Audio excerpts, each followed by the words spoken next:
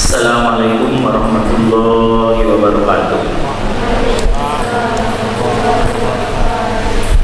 Innal hamdalillah nahmaduhu wa nasta'inuhu wa nastaghfiruh wa na'udzu billahi min shururi anfusina wa sayyiati a'malina may yahdihillahu fala mudhillalah wa may yudlil fala hadiyalah. Asyhadu an la ilaha illallah wahdahu la syarikalah wa asyhadu anna Muhammadan abduhu wa rasuluh.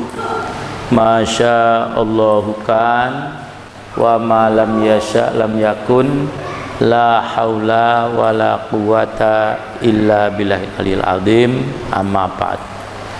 Walil imam yang dimuliakan oleh Allah Subhanahu wa taala dan para akhwat muslimat yang dimuliakan oleh Allah dalam arti yang sebenarnya, alhamdulillah pada siang hari ini kita semuanya berkumpul di tempat yang mulia ini dengan tujuan yang mulia dan aktivitas yang mulia. Ada 3 kemuliaan minimal yang terkumpul pada aktivitas saat ini. Kalau saya tanya ibu-ibu mau mencari ilmu apa menerima ilmu? Jawab. Mau mencari ilmu apa menerima ilmu? Tanya lagi yang ketiga. Nanti kalau nggak ada jawaban, tanya sampai yang ke-10. Jadi materinya cuma 1 pertanyaan. Para akhwat ini mau mencari ilmu apa menerima ilmu? Mana yang benar, mencari apa menerima?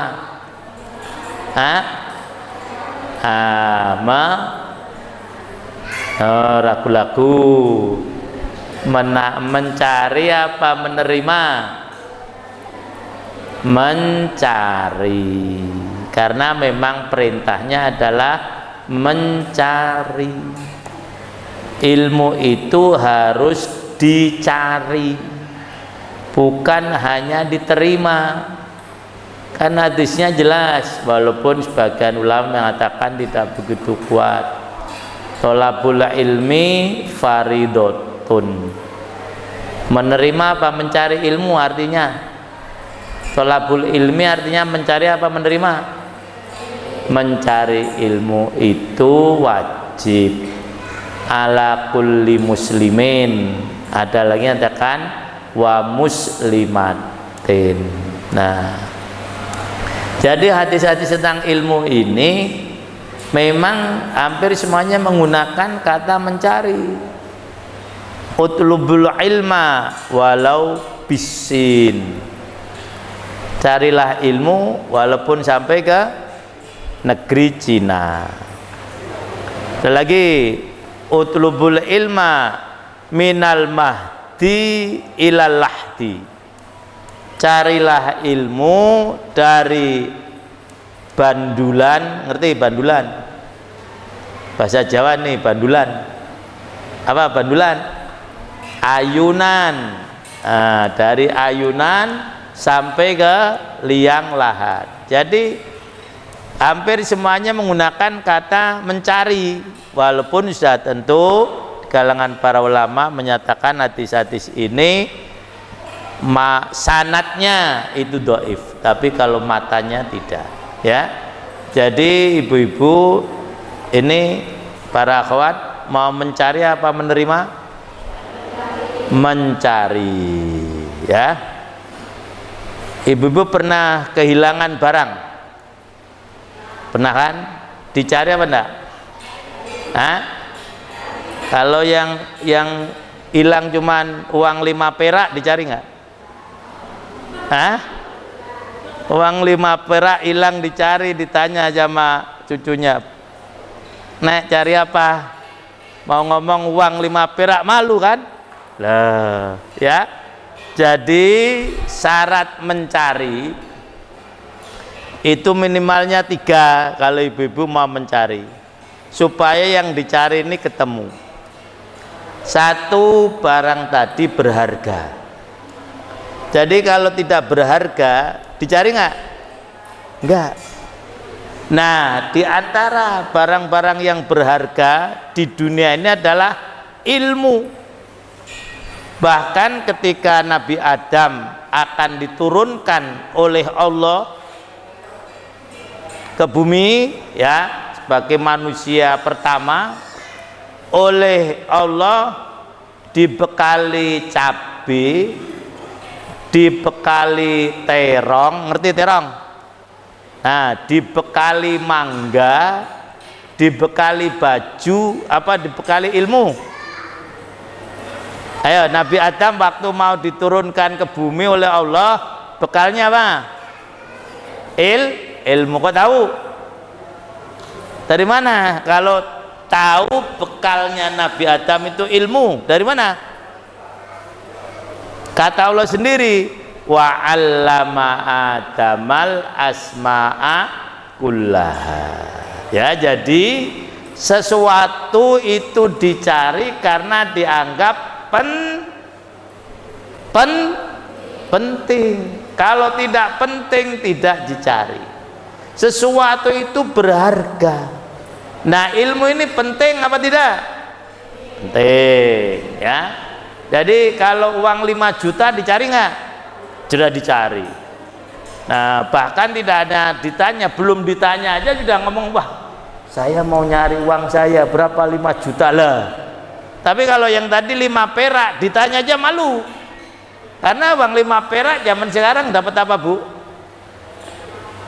Nggak dapat apa-apa kan? Nggak dapat. Nah, ya, jadi itu satu, ya. Jadi ibu-ibu mencari sesuatu akan ditemu kalau yang dicari tadi adalah dianggap penting. Nah, kalau sesuatu itu sudah dianggap penting, mesti dia akan cari walaupun harus mengorbankan sesuatu yang lain. Saya tanya, ya, mudah-mudahan ibu-ibu mencari ilmu ini agak jorok, ya, pertanyaannya. Dengan buang air, penting mana?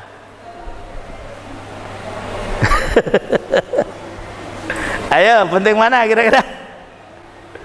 Nah, ya. Jadi ibu-ibu kalau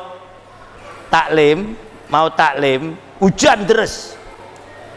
Ini ada taklim nih di masjid, hujan deras. Kemudian ibu-ibu mau ke belakang, hujan deras. Mana yang berangkat?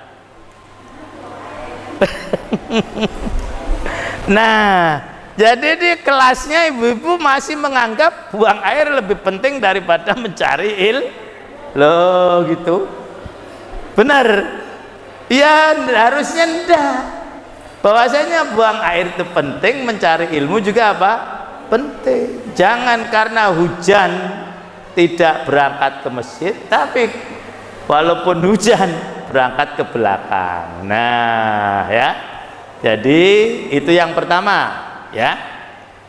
Kalau sesuatu ingin dicari, itu adalah syaratnya 1 penting. Yang kedua, nah, supaya bisa ketemu yang dicari, syaratnya apa? Senang. Apa, Bu? Senang. Kalau ibu-ibu kehilangan barang tetapi tidak disenangi barangnya tadi, dicari nggak kira-kira? Enggak. Loh, syarat yang kedua apa? Senang. Jadi ini ibu-ibu, para akhwat ini mencari ilmu karena senang dengan ilmu. Kalau tidak senang tidak bisa. Maka sekali lagi, barang yang dicari, kenapa dicari? Karena barang itu kita senangi. Ibu-ibu punya sendal misalnya, ya, jadi sendal sudah mau lepas talinya, dibawa ke masjid, kemudian hilang, dicari nggak kira-kira? Dicari nggak? Malah alhamdulillah hilang, kan gitu. Tapi kalau sendal baru lah dibawa ke masjid, sendalnya masih disenangi, hilang, dicari nggak? Nah itu syarat yang kedua, agar barang tadi bisa ketemu maka harus senang. Maka menuntut ilmu ya harus senang. Jangan kalau tanggal muda gajian senang, tapi tuntut ilmu nggak senang, kan gitu. Alah taklim lagi, nggak ada yang ngomong gitu, ada nggak? Nggak ada ya.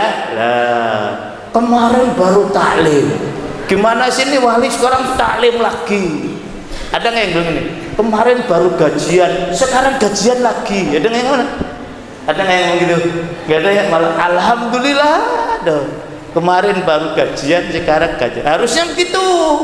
Kalau seneng ya, jangan disuruh taklim. Lah, kan kemarin baru taklim balik.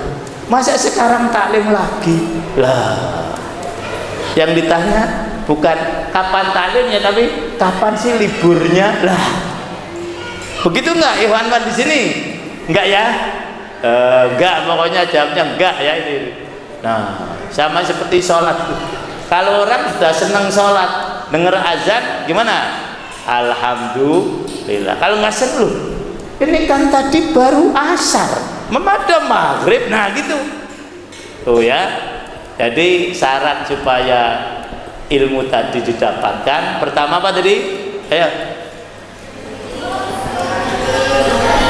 Apa?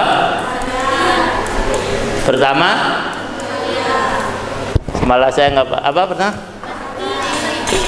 Yang keras, penting. Nah ya, yang kedua, nah ini lagi ya, supaya bisa ketemu barang yang dicari, mencarinya harus S di depannya apa? Harus apa?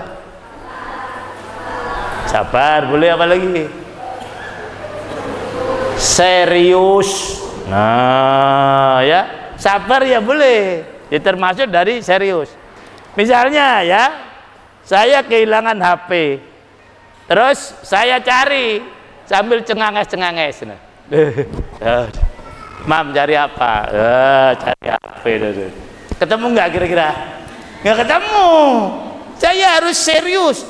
Tadi hilangnya di mana, Mam? Di mana ya? Saya lupa. Nah, ketemu nggak kira-kira? Nggak ketemu. Tadi sana terus saya bolak-balik 7 kali. Nah, seperti Hajar mencari air untuk siapa? Ismail kan? Ini wali baru menghayati Sa'i kan? Serius beliau. Sekali nggak dapat, balik lagi. Sudah pada umrah belum ini ibu-ibu? Didoakan supaya bisa umroh ya. Kemudian nanti umroh bareng imam ya. Bulan depan tapi daftar sekarang. Ya itu. Nah jadi itu serius. Nah tanda orang mencari ilmu serius itu satu saja. Apa tanda kalau orang serius? Tidak ngantuk. Loh itu tanda kalau serius. Tadi mencari barang sambil ngantuk-ngantuk begini. Ketemu nggak kira-kira? Nggak ketemu. Maka kalau mencari ilmu jangan apa? Ngantuk. Tapi justru kebanyakan kita ini kalau ngelihat sinetron, ada nggak yang ngantuk? Emang pernah lihat sinetron? Ya. Tapi ngelihat sinetron tidak ngantuk, menuntut ilmu baru 5 menit, udah. Baru mak selesai. Wah selesai. Alhamdulillah. Nah ya, jadi itu. Jadi kita ini bukan menerima tapi apa? Mencari. Memang perintahnya mencari. Ini keutamaan yang pertama majlis ini, yaitu mencari ilmu. Nah, ada lagi yang penting juga. Harus tahu apa yang dicari. Ibu-ibu kehilangan barang, misalnya ini ibu lagi nih, saya tanya, Bu mau nyari apa? Nggak tahu saya. Loh, Lah kan nggak tahu kok dicari. Ketemu nggak kira-kira? Dah. Lah ini ibu mau mencari apa nih? Apa itu ilmu? Ayo. Jangan-jangan nggak tahu. Ilmu itu apa? Siapa tahu ayo. Ilmu itu apa? Lo nggak tahu kok mau dicari nggak ketemu lah. Lah ini untung taklim ya. Perhatikan nih ya, ilmu itu kalau HP kan jelas. HP itu ya telepon yang bisa dibawa kemana-mana kan, ini HP kan gitu.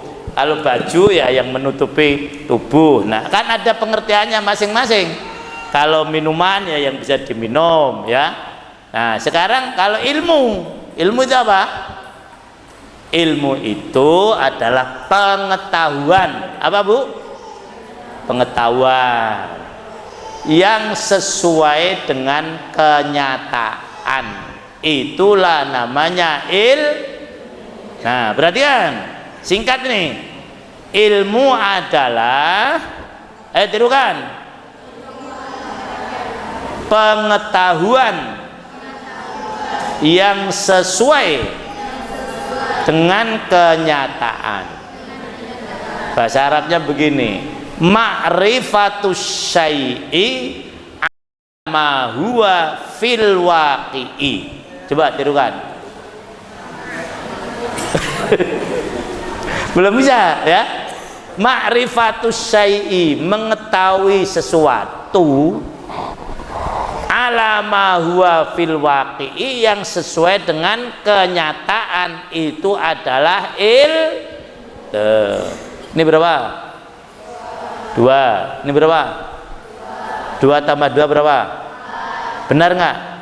Kau tahu dari mana? Kau tahu kalau ini 4? Ya hitunglah. 1, terus berapa? 2, terus 3, 7, memang gitu. Nah berarti tidak ilmu kalau 7 kan tidak sesuai dengan apa? Kenyataan. 1, 2, 3, 4. Nah itu namanya ilmu. Allah berapa? Kau tahu? Kau tahu? Ya memang realitanya apa? 1. Kalau Allah Tuhan itu lebih dari 1, ribet sudah, karena masing-masing punya keinginan. Nah berarti orang yang mengatakan Allah itu lebih dari 1 itu tidak maka dulu namanya masa jahiliyah. Jahiliyah artinya apa? Jahiliyah artinya apa? Bodoh, karena mereka menganggap Tuhan itu banyak loh ya. Jadi inilah yang kita cari, yaitu sesuatu yang sesuai dengan kenyataan. Ma'rifatus syai'i ala ma huwa fil waqi'i. Jadi kalau ingin mencari sesuatu dan ingin ketemu, syaratnya berapa? Syaratnya berapa? 4. Ya. Berapa? 4 apa 3? 3 benar, cuman kurang 1. Ya, udah bener lah ya itu. Pertama penting, kedua apa? Nah, harus senang. Yang ketiga serius. Yang keempat tahu yang dicari. Nah itulah para akhwat yang dimuliakan Allah Subhanahu wa ta'ala. Nah kemudian ya, mencari ilmu itu oleh para ulama diberikan beberapa ketentuan. Mencari ilmu itu syarat atau rukunnya ada 3. Ini banyak angka loh, ini tadi saya nanti jangan lupa ya. Pertama tadi 4, sekarang 3 nih ya. 1 ya, ada yang menyampaikan. Siapa itu yang menyampaikan? Guru kan itu. Nah ini 1. Untuk mencari ilmu harus ada yang menyampaikan ilmu tadi. Yang kedua, ada yang mendengarkan. Yaitu siapa? Murid. Penting mana? Guru sama murid? Penting mana? Hah? Penting guru apa penting murid? Ya dua-duanya penting kan? Lebih penting mana? Lebih penting murid. Loh. Coba kalau saya ngajar begini nih, terus ibu-ibu pulang semuanya. Wah, imam gila itu. Loh. Maksudnya apa? Maka jangan merasa guru itu lebih penting dari apa? Murid. Jadi dia bisa jadi guru, dia bisa mengajar karena ada yang mau diajar. Coba ibu-ibu nggak mau diajar, udah selesai. Ada nggak taklim ini kira-kira? Nggak ada.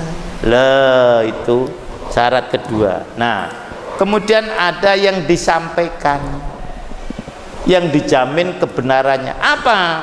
Al-Qur'an. Ini bawa Quran nggak?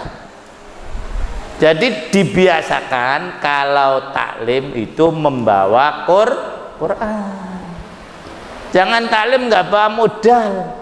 Kalau mau ke supermarket bawa apa? Duit kan? Nah, ke taklim bawa apa? Quran, ya. Jangan sampai kita tanpa modal, dan senanglah untuk membawa. Ya pertama bawa dululah. Syukur kemudian membaca, syukur kemudian menghafal dan seterusnya. Ya, itu. Nah, inilah para ikhwan semuanya, syukur kita bisa menghatamkan Quran. Ibu-ibu khatam Quran berapa hari sekali? Ya, saya tanya ya, siapa yang ngapal Quran setahun, khatam Quran setahun sekali? Coba. Nggak ada yang setahun sekali. Setahun sekali, masa setahun sekali nggak khatam Quran tuh? Ada ya? Nah, udah. Setengah tahun sekali ada. 6 bulan sekali maksudnya. Nah, mulai kurang lagi. Sebulan sekali. Sepekan sekali, makin tambah nggak ada. Nah, ya. Nah, ibu-ibu, saya harapkan ini harapan ya, betul-betul.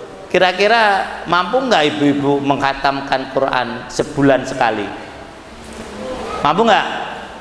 Ya mulai hari ini ya, direncanakan betul. Saya mau menghatamkan Quran sebulan sekali.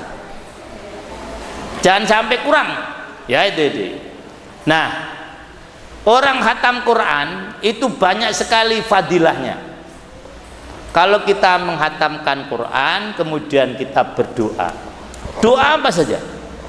Itu akan diaminkan oleh 4.000 malaikat. Loh. Tapi syaratnya khatam. Khatam itu membaca dari apa? Al-Fatihah sampai apa? Anas. Nah, itu namanya khatam. Selesai khatam, nanti mulai lagi. Dalam bahasa Al-Quran namanya al-hal murtahal. Apa itu hal murtahal? Hal murtahal adalah orang yang sudah selesai membaca Quran, selesai, dia mulai lagi dari depan. Itulah amal yang sangat dicintai oleh Allah Subhanahu wa taala. Selesai khatam Quran, mulai lagi. Nah, ibu-ibu, alhamdulillah hari ini nih ya, saya khatam Quran. Saya biasanya sepekan sekali khatam. Ya. Nah, ibu-ibu mau saya ajak khataman Quran. Setelah itu kita berdoa, mudah-mudahan doa kita diaminkan oleh berapa ribu malaikat tadi?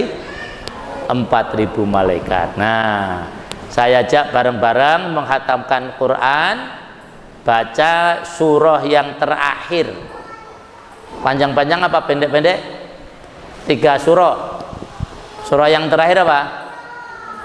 Anas. Sebelum Anas siapa? Sebelum Falak apa? Nah, mari kita baca bareng-bareng ya. A'udzu billahi minasy syaithanir rajim. Ayo.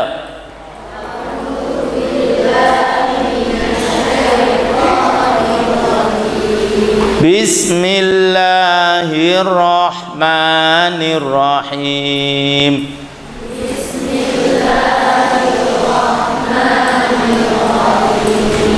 Qul huwallahu ahad. Allahus samad. Lam yalid wa lam yulad. Wa lam yakul lahu kufuwan ahad. Nah, kalau menghatamkan Quran, kalau membaca surah setelah ad-duha ke Anas disunahkan takbir ya. Allahu Akbar ya. Bismillahirrahmanirrahim.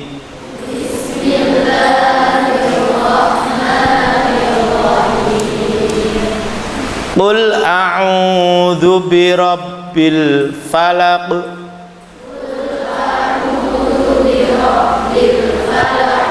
Min syarri ma khalaq.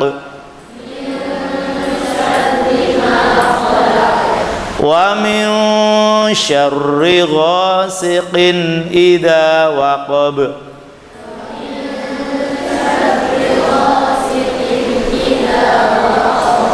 Wa min syarrin naffatsati fil 'uqad.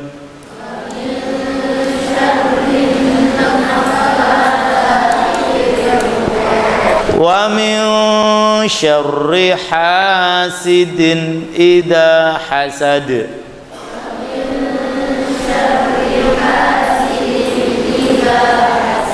Allahu Akbar.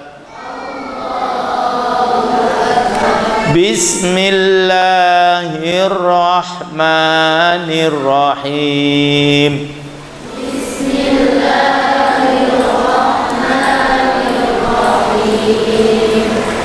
Qul a'udzu birabbin nas.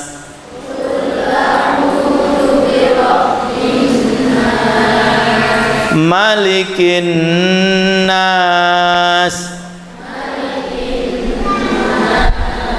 Ilahin nas. Min syarril waswasil khannas.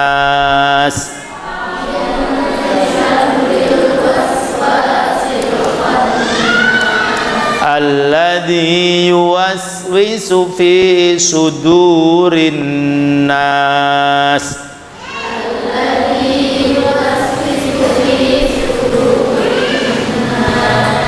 Minal jinnati wan nas. Allahu Akbar. Nah, ya, doanya nanti. Saya tanya ini, dari surah tadi yang paling sering ibu baca surah yang mana? Hah? Surah Al-Ikhlas. Kenapa? Paling pendek. Loh, ya kan? Saya tahu ini lengganan ibu-ibu itu surah Al-Asri, surah Al-Kausar. Nah, surah apa tadi? Al-Ikhlas. Nah, jadi surah Al-Ikhlas yang paling pendek itu memang punya beberapa keistimewaan. Nah, sekarang ini taklimnya soal surah Al-Ikhlas. Ibu-ibu ya dan anak-anak ya, thalibat. Surat itu biasanya di Quran itu dinamai dengan kalimat yang ada di dalam surat itu. Misalnya surah Al-Baqarah, ada kalimat Al-Baqarah di dalam surah itu. Surah Ali Imran ada di situ kalimat Ali Imran. Surah An-Nisa ada di situ surah An-Nisa. Setelah surah An-Nisa surah apa? Al-Maidah ada di situ kalimat Al-Maidah. Setelah Al-Maidah apa? Al-An'am. Di situ ada Al-An'am. Al-An'am apa? Al-A'raf ada di situ. Wa alal a'rafi rijalun dan seterusnya. Setelah Al-A'raf apa? Al-Anfal. Wa yas'alunaka 'anil anfal dan seterusnya. Nah, sekarang tadi surah Al-Ikhlas. Ada apa tidak kalimat ikhlas dalam surah tadi? Ada nggak? Nggak ada. Loh. Kenapa? Nah, ini taklimnya di situ tuh. Kenapa di dalam surah Al-Ikhlas tidak ada kalimat ikhlas? Ikhlas artinya apa? Ikhlas itu artinya murni. Apa Bu? Ini loh, ini air putih ini. Udah ada campurannya belum? Belum kan? Ini bahasa Arabnya al-ma'ul kholis. Nah, kita kali ini ada kan air putih kan? Nah, putih bahasa Arabnya apa? Abyad. Bukan al-ma'byad bukan, tapi al-ma'ul kholis. Kenapa surah tadi disebut surah Al-Ikhlas yang artinya murni, tidak ada campurannya? Karena surah itu menjelaskan tentang kemurnian Allah Subhanahu wa taala yang tidak ada kecampuran sedikit pun dari hal-hal yang Allah Subhanahu wa taala mempunyai sifat yang tidak baik. Maka namanya surah apa? Apa arti ikhlas tadi? Murni. Nah, sebab turunnya surah ini begini. Ada orang pada tanya kepada Rasulullah sallallahu alaihi wasallam. Pertanyaannya macam-macam. Pertama gini, baik Muhammad, Tuhanmu itu siapa? Satu. Nah, ya. Yang kedua, Tuhanmu itu berapa? Nah. Tanya lagi, Tuhanmu itu dari apa? Macam-macam. Nah, Tuhanmu itu anaknya siapa? Ini pertanyaan apa mudah? Sulit kan? Rasulullah nggak bisa jawab. Ditanya, Tuhanmu itu berapa? Karena orang-orang Arab itu Tuhannya banyak. Berapa Tuhannya orang Arab? 360. Ditanya siapa lagi? Namanya siapa? Nah, namanya macam apa? Ada Lata, Uzza dan sebagainya. Anaknya siapa? Karena ada orang Kristen itu punya kepercayaan Tuhan Nabi Isa itu anaknya Tuhan dan seterusnya. Maka untuk menjawab pertanyaan tadi, Allah menurunkan surah tadi. Surah apa namanya? Nah, maka boleh kul, katakan untuk menjawab tadi. Ketika dia bertanya, siapa Tuhanmu? Nah, dijawab kul huwallah. Tuhan saya adalah Allah. Sudah satu jawab nih. Tadi kan tadi pertanyaan, siapa Tuhanmu? Nah, siapa Tuhan kita? Allah. Nah, sekarang udah jawab. Berapa Tuhan kita? Allah itu berapa? Satu. Bahasa Arabnya apa? Ahad apa wahid? Hah? Berarti ini qul huwallahu wahid gitu. Hah? Ngerubah-ngerubah Quran. Nah, ini perlunya taklim. Beda antara wahid dengan ahad, walaupun artinya satu. Katanya, ini berapa? Jawab aja, ini berapa? Satu. Ada nggak yang lain selain ini? Ada nggak? Selain ini ada nggak? Yang punya HP seperti punya saya ada nggak? Hah? Ini mereknya apa nih? Samsung ya. Ada nggak yang punya Samsung? Nah, berarti bukan satu, banyak. Nah, yang begini ini, nah lagi ya. Ini berapa? Enggak, ada nggak selain ini? Mana? Tuh, begini ini satu. Nah ya, lagi, tapi ada yang lain ya. Lagi misalnya, nih gelas, ini berapa nih? Ada nggak yang lain? Nah, yang begitu itu namanya wahid. Satu tapi ada yang lain. Itu bahasa Arabnya wahid. Tapi kalau satunya loh, nggak ada yang lain, itu bahasa Arabnya ahad. Bisa dipahami ya? Nah lagi ya, ini mic ini apa nih? Ada nggak selain ini? Berarti ini ahad apa wahid? Lah begitu. Jadi kalau ahad itu satu, apa tadi pengertiannya? Satunya. Nah, tidak ada yang lain. Maka kan tadi qul huwallahu ahad. Nah, jadi Tuhan kita namanya Allah. Nah, nama Tuhan. Nah, Tuhan itu banyak apa satu? Banyak. Lah, Tuhan itu banyak apa satu? Ayo bingung. Banyak. Kalau Allah lah itu hanya apa? Lah, Tuhan. Orang Kristen Tuhannya siapa? Tuhannya siapa? Apa? Yesus. Nah, orang jahiliyah Tuhannya siapa? Lata, Uzza. Lah, orang Jepang Tuhannya siapa? Matahari, ya, itu. Orang Hindu Tuhannya apa? Dewa. Jadi kalau Tuhan itu banyak, ya, itu.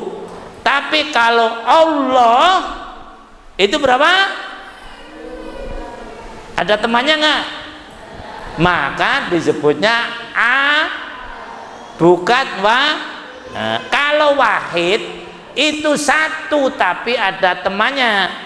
Wahidun, satu. Setelah apa itu? Isnani, salah satu. Tapi kalau udah ini satu, yang dua nggak ada, tiga nggak ada, bahkan kosongnya nggak ada. Nah, itulah bedanya ahad dengan apa? Wahid. Nah, jadi sekali lagi, Tuhan berapa? Nah, ya. Nah, Tuhan kita siapa namanya? Berapa?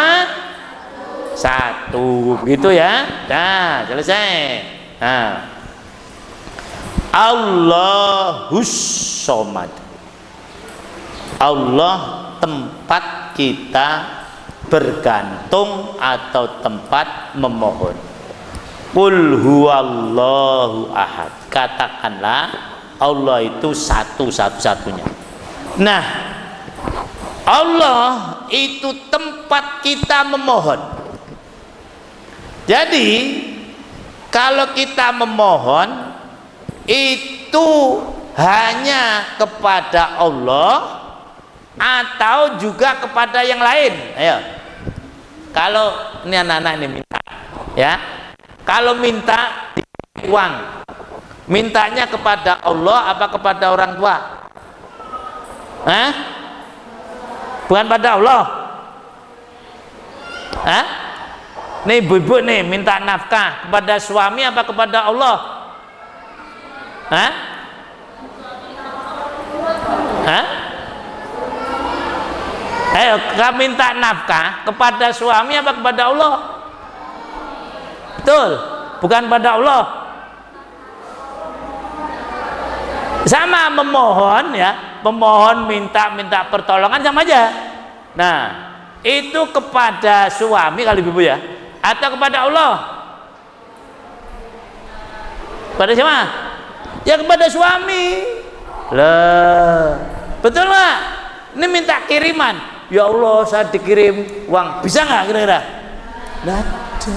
Lah, maka ya ini ibu di Quran ibaratnya. Kalau yang tadi ahadun itu istilahnya nakiro umum. Kalau as-somad itu ma'rifat. Artinya apa? Kalau tadi satu-satunya tidak ada yang lain, tapi kalau minta di samping kepada Allah juga bisa minta kepada yang lain. Hakikatnya kepada Allah, tapi kita bisa menggunakan perantara orang tua. Nah, nanti orang tua diberi oleh Allah, baru diberikan kepada anak-anak. Nah, ibu-ibu minta pada suami, suaminya kemudian diberi oleh Allah, berikan kepada ibu-ibu. Nah, ya, itulah pengertian Allah tempat berlindung, Allah tempat memohon, Allah tempat meminta. Sekarang lagi, beda nggak minta kepada orang tua dengan minta kepada Allah? Beda nggak? Beda nggak? Beda ya, ibu-ibu ceritanya. Minta pada suami dengan minta pada Allah, beda nggak? Di mana bedanya? Nah, ya, bedanya 3 berarti kan? Bedanya 3. Kalau minta kepada Allah tidak ada waktunya. Kapan saja minta pada Allah, Allah pasti akan beri. Tapi kalau anak-anak minta kiriman uang, tanggal muda apa tanggal tua? Nah, kalau tanggal tua, ibunya, bapaknya nggak ngerti tanggal tua, minta kiriman lagi loh. Nah, kalau Allah ada nggak tanggal muda, tanggal tua? Nggak ada loh itu. Maka boleh minta pada yang lain, tapi jangan melupakan minta pada Allah, karena kalau Allah diminta tanpa ada batasan waktunya, kapan saja minta diberi loh. Bahkan ketika orang-orang sedang istirahat, nyenyak, tidur nyenyak, kita minta pada Allah, itu waktu paling disenangi oleh Allah. Ibu-ibu datang ke dokter jam 2 malam, ada nggak dokternya? Malah marah ya kan? Tapi kalau ibu-ibu minta pada Allah jam 3 malam, loh, seneng nggak Allah? Seneng loh. Itu yang namanya sholat tahajud tuh ya, tuh tidak terbatas oleh waktu. Yang kedua, kalau kita minta pada Allah itu tidak terbatas nominal. Ngerti nominal? Apa? Bilangan kan? Nah, kalau ini anak-anak minta dikirim, misalnya udah dikirim sebulan biasanya berapa kirimannya? Ini tante berapa? 200 ya? Nah, kasih 200. Nah, terus habis sekarang dikasih 200, besok minta, dikasih nggak sama ibunya? Dimarahi ya. Kemarin kan baru dikirim 200, masa minta lagi kan gitu loh. Tapi kalau minta pada Allah, sekarang diberi, besok minta lagi, marah nggak Allah? Malah seneng loh. Tidak ada batasannya, minta berapapun juga Allah tidak membatasi, dan kapanpun Allah akan memberi, tidak ada batasnya. Kalau minta pada suami ada batasnya nggak Bu? Jelas itu. Nah, 1 bulan kasih nih 5 juta. Nah, misalnya gitu ya. Minta lagi, diberi nggak? Dimarahi ya kan gitu.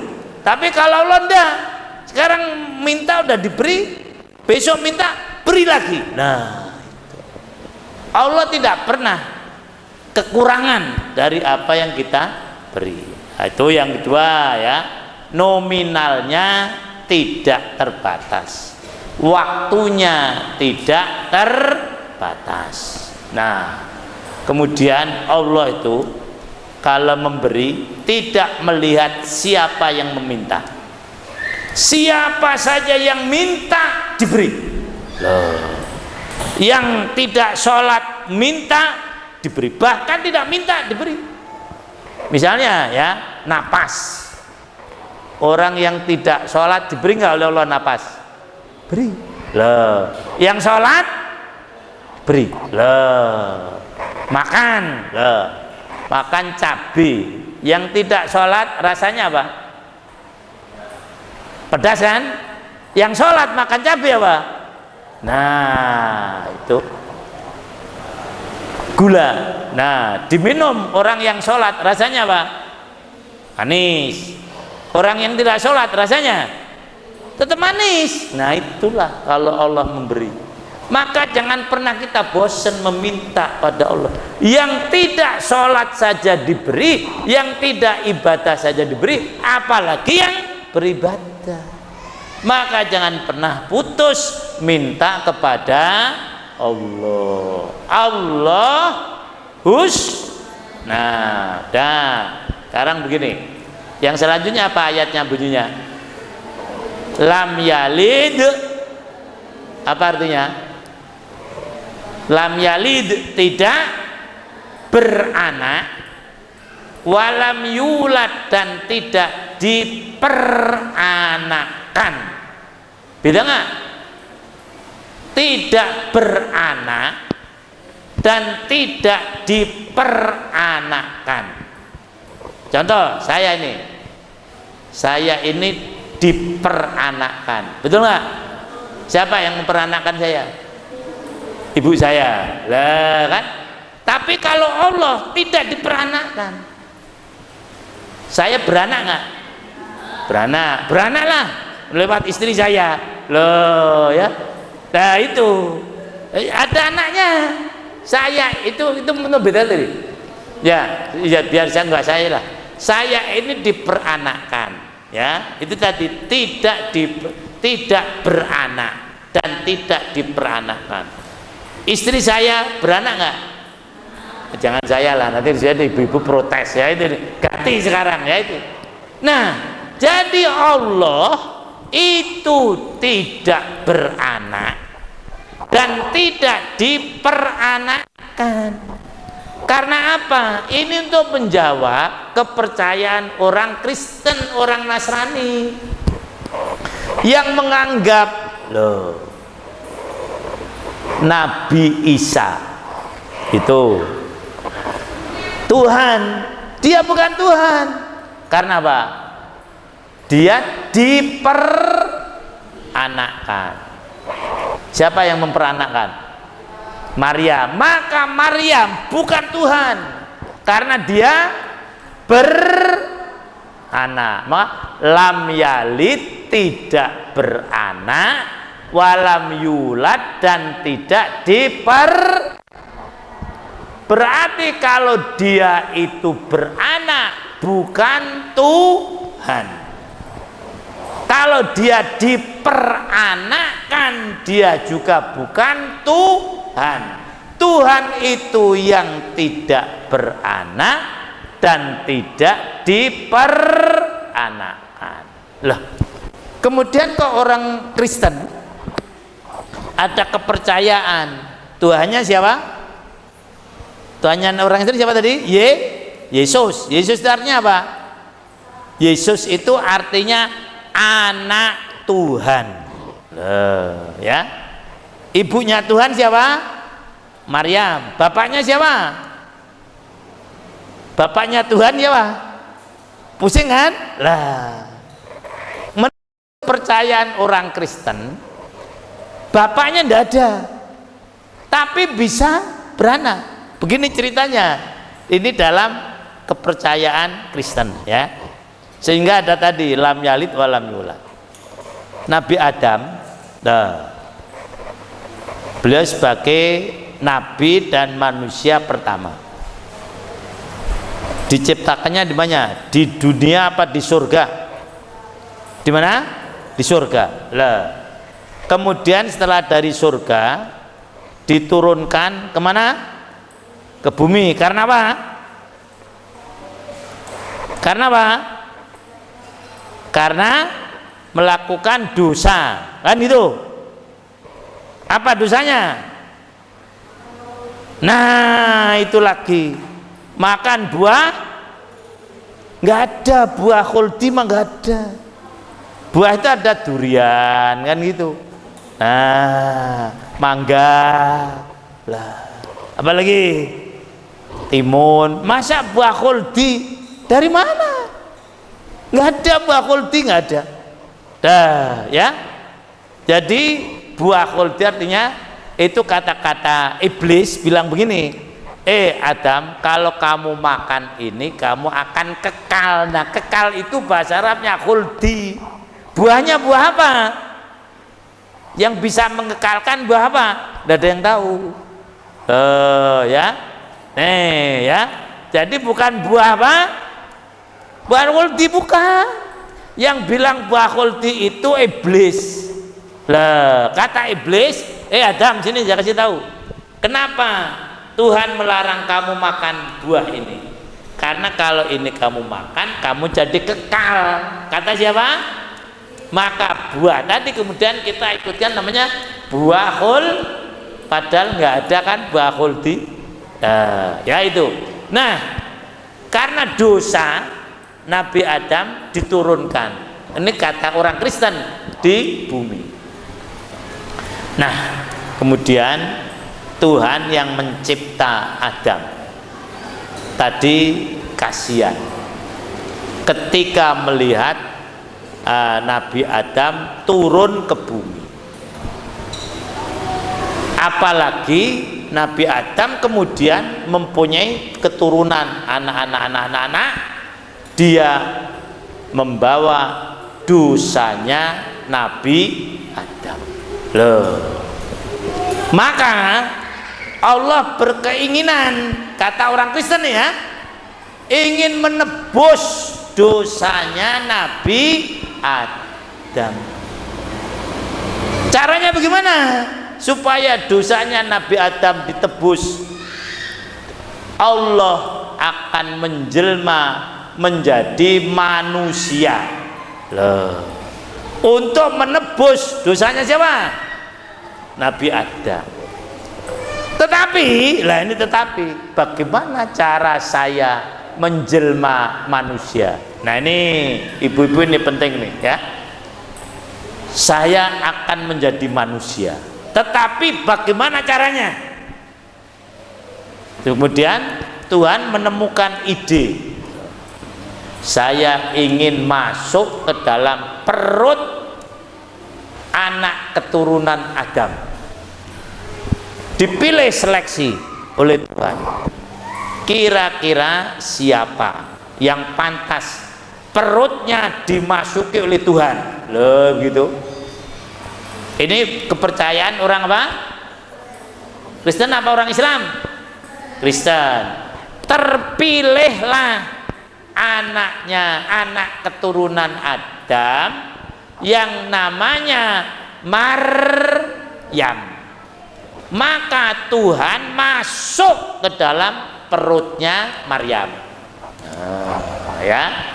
Jadi Maryam mengandung siapa?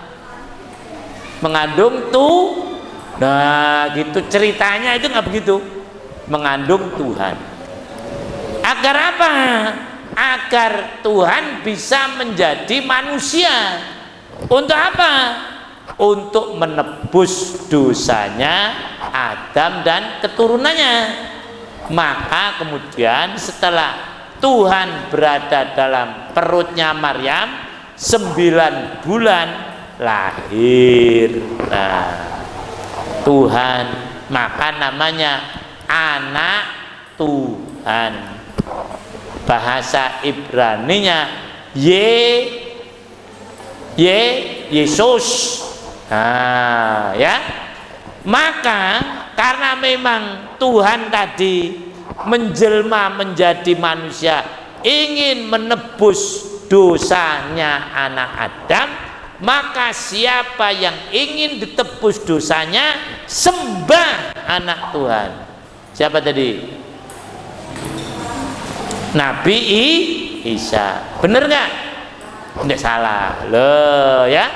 Kalau ingin diampuni dosanya ya jangan menyembah anak Adam, tapi minta ampun kepada Allah. Itu cerita awalnya. Kenapa ada anak Tuhan yang turun untuk menebus dosanya anak Adam?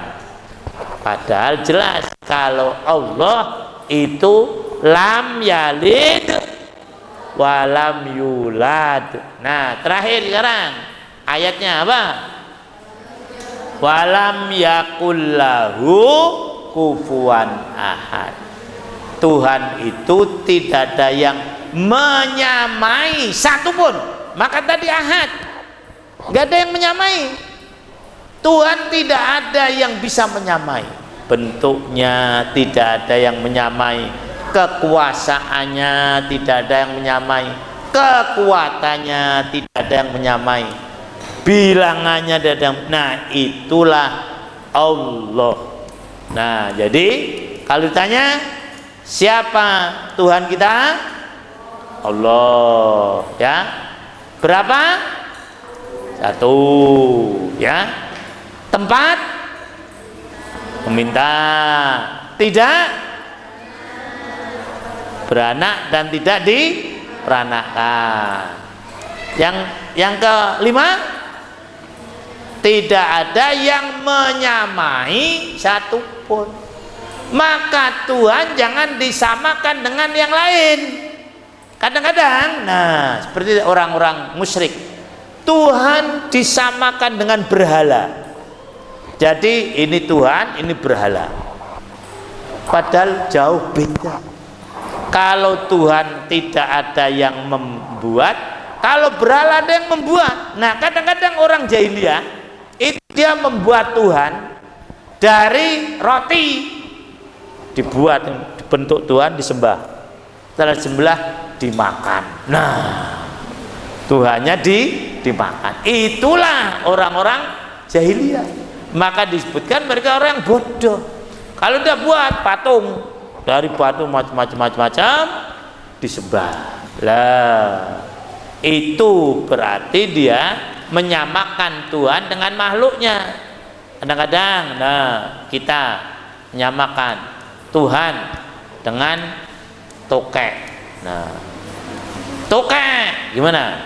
Untung. Nah, kan itu. Tokek gimana? Rugi. Nah, ya ini. Lagi tokek untung. Terus dia mentokeknya. Ah, berarti untung kita. Lah, masa Tuhan disamakan dengan apa tadi? Lah, itu tidak boleh, ya. Jadi itulah antara lain isi dari surah Al-Ikhlas. Nah, sebagai penutup, nah, ini punya kebiasaan nggak baca surah Al-Ikhlas? Ada 3 hal yang apabila kita melakukannya maka kita akan dapat masuk surga lewat pintu mana saja. Pengen nggak masuk surga? Pengen. Lewat pintu mana? Pintu mana saja. Karena surga itu pintunya beda-beda. Yang ahli puasa lewat pintu ahli puasa. Yang berbakti pada orang tua lewat pintu bakti pada orang tua. Yang sudah sedekah lewat pintu sedekah. Tapi ini orang ini bebas mau lewat pintu mana saja. 1, orang yang memaafkan pembunuh keluarganya. Jadi misalnya keluarga kita ada yang dibunuh, kemudian yang membunuh kita maafkan. Orang begini ini nanti akan masuk surga lewat pintu mana saja. Boleh ya, asal Islam ya. Yang kedua nih berarti kan orang yang utang, dia lupa apa sudah bayar apa belum. Nah, lupa dia. Misalnya ini teteh utang sama saya ya, itu. Nah, terus teteh tanya sama saya, namanya siapa teh? Ini nama siapa? Hah? Nisa.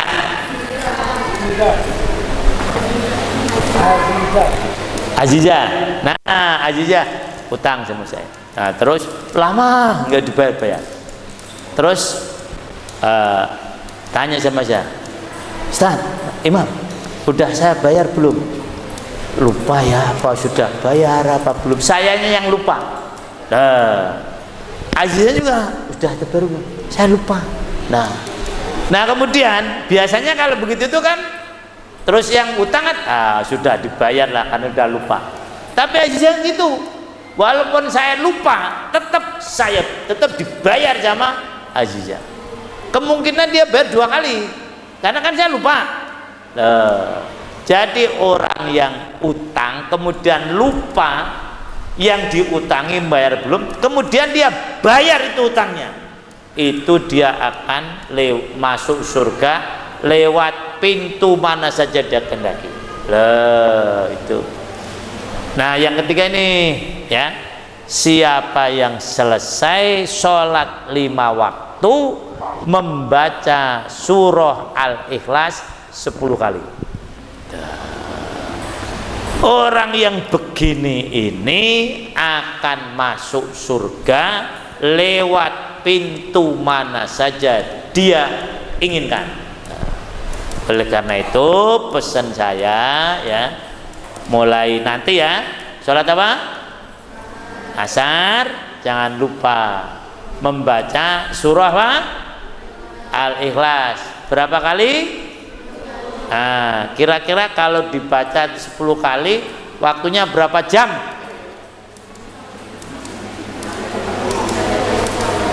Semenit aja selesai insyaallah.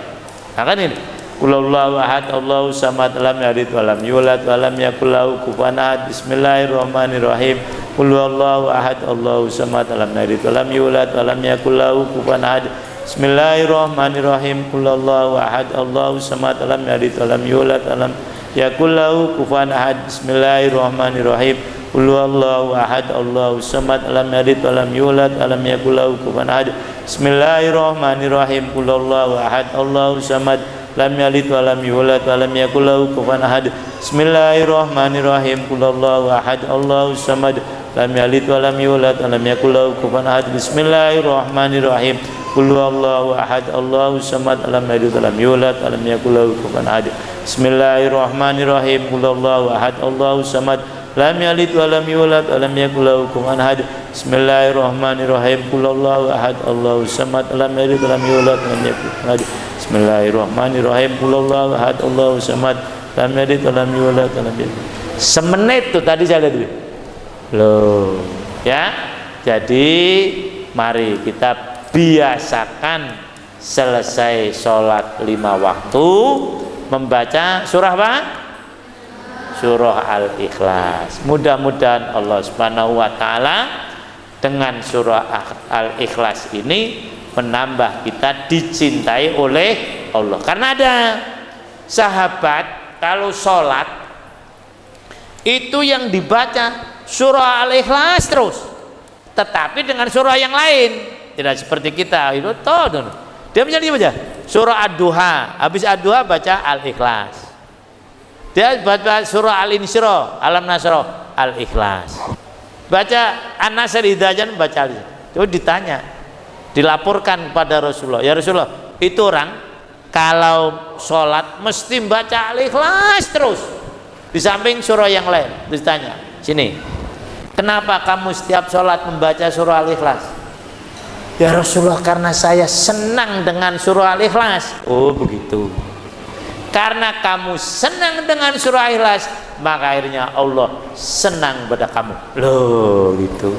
Jadi kalau kita senang dengan surah Al-Ikhlas, kita akan disenangi oleh Allah Subhanahu wa taala. Demikian yang dapat saya sampaikan, mudah-mudahan ada manfaatnya.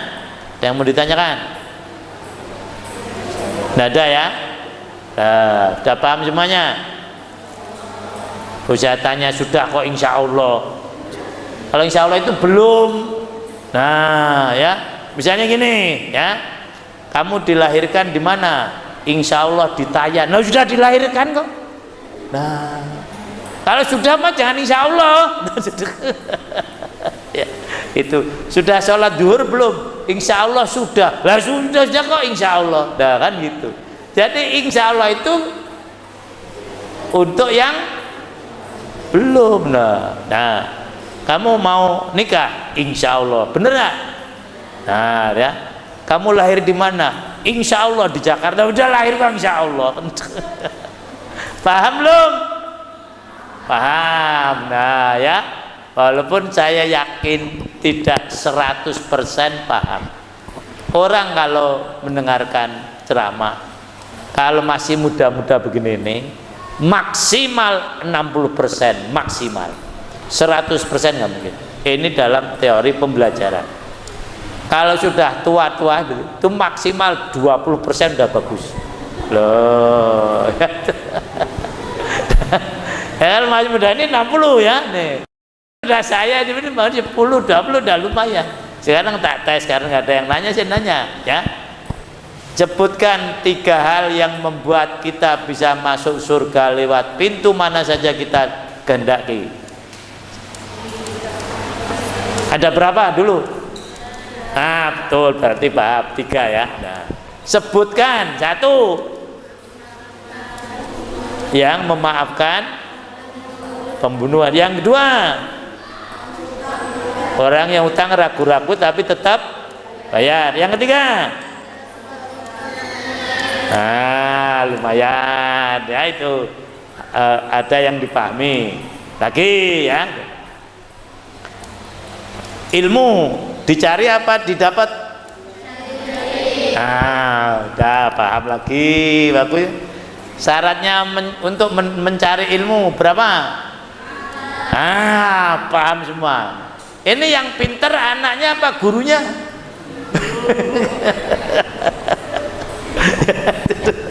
Ya, satu apa supaya ditemu? Penting. Yang 2 apa? Yang 3 serius. Yang 4 tahu yang kalau ini tahu hebat. Yang dicari apa tadi? Yang dicari apa? Apa pengertian ilmu? Nah. Terus pengetahuan yang sesuai dengan hebat-hebatin anak-anak ini ya. Demikian saya kira wali yang dapat disampaikan, mudah-mudahan ada manfaat. Udah capek belum? Udah capek belum? Sudah itu.